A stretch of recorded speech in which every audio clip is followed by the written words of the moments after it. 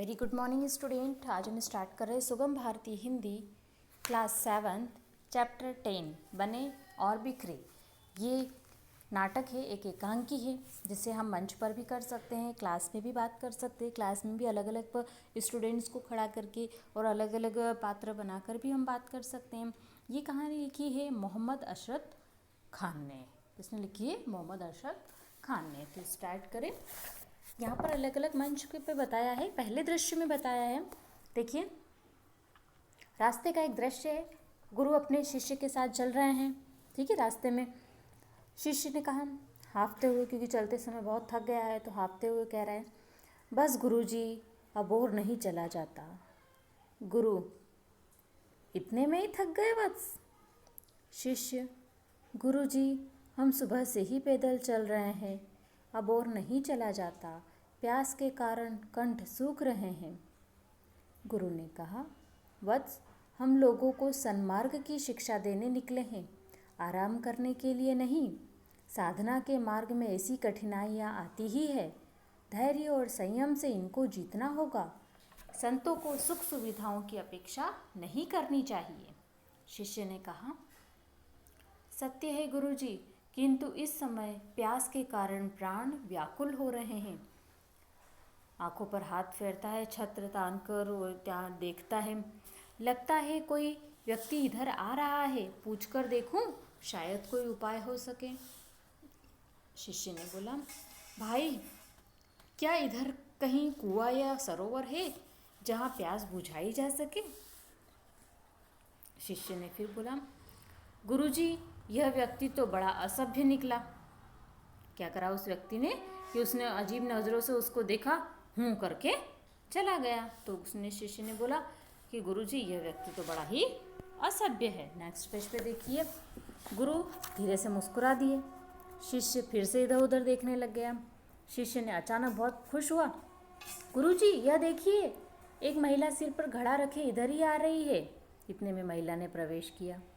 शिष्य ने कहा, बहन, थोड़ा सा जल मिलेगा, प्यास के कारण बुरा हाल है। महिला ने उपेक्षा की और कहा, घड़ा मेरा, कुएं से जल मैंने भरा, तुम्हें क्यों दे दूं? जाओ, खुद निकालो और पियो, आलसी कहीं के। क्या कहा उस महिला ने? इस तरह से शब्द उसे कहे। शिष्य ने बोला, लेकिन कुआं कहाँ है, इतना ही बता दो। महिला, यह जानना तुम्हारा काम है, मेरा नहीं।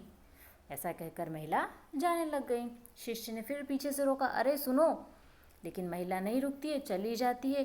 शिष्य हाथ उठाए महिला को रोकने के लिए स्थिति में ही खड़ा रह जाता है।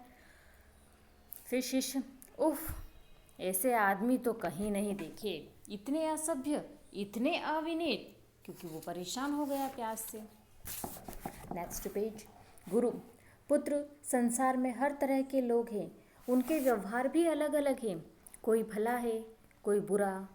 तुम्हें इतना अधीर नहीं होना चाहिए, हो सकता है कोई भला मानुष मिल जाए।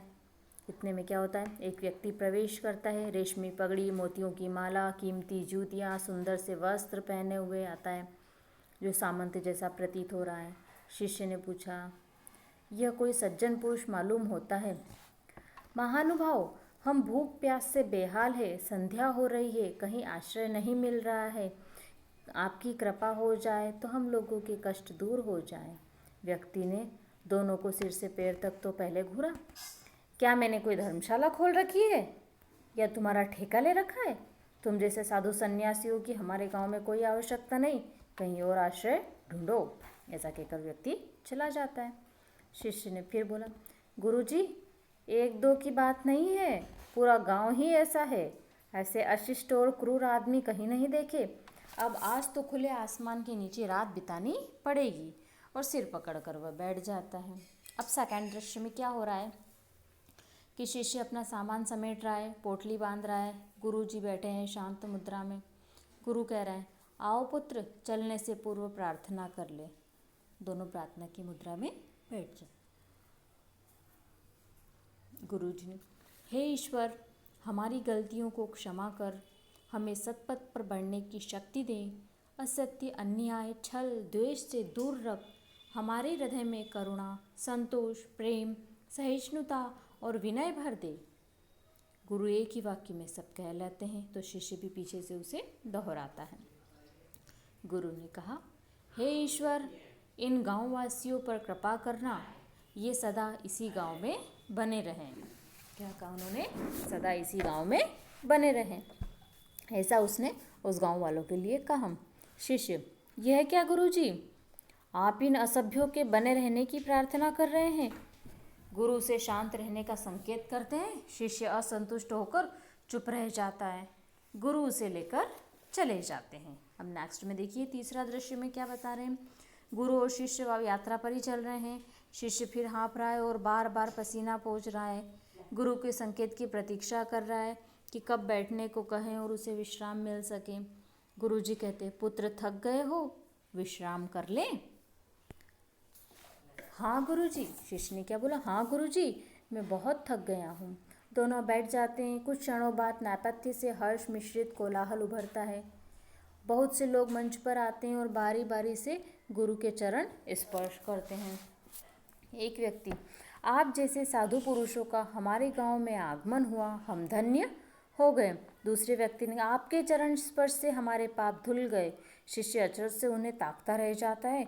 गुरु के मुख पर सदैव रहने वाली मंद मुस्कान खिली रहती है। तीसरा व्यक्ति क्या कहता है? महाराज, आप लोग दूर से चलकर आए हैं, थके होंगे, गांव चलकर थोड़ा विश्राम कर ले। सभी व्यक्ति संवेद स्वर में कहते हैं, हाँ हाँ महाराज, चलकर अपनी चरण रज से हमारा गांव पवित्र कर दे। गुरु, तुम सबको यही इच्छा है तो चलो। चौथा दृश्य अब क्या आ रहा है? गुरु और शिष्य जाने की तैयारी कर रहे हैं। शिष्य अत्यंत प्रसन्न दिखाई पड़ रहा है। गुरु बोला, आओ पुत्र, चलने की पूर्व प्रार्थना कर ले। दोनों फिर प्रार्थना की मुद्रा में बैठ जाते हैं।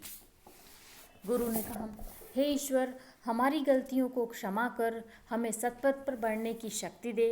असत्य, अन्याय, छल, द्वेष से दूर रख। हमारे हृदय में करुणा, संतोष, प्रेम, सहिष्णुता और विनय भर दे। शिष्य भी पीछे पीछे यही दोहराता है वापस। गुरु फिर कहता है, हे ईश्वर, इस गांव के लोग अत्यंत सभ्य और सुशील है, इन्हें सारे संसार में बिखरा दें। शिष्य, गुरुजी। शिष्य आश्चर्यचकित पड़ गया।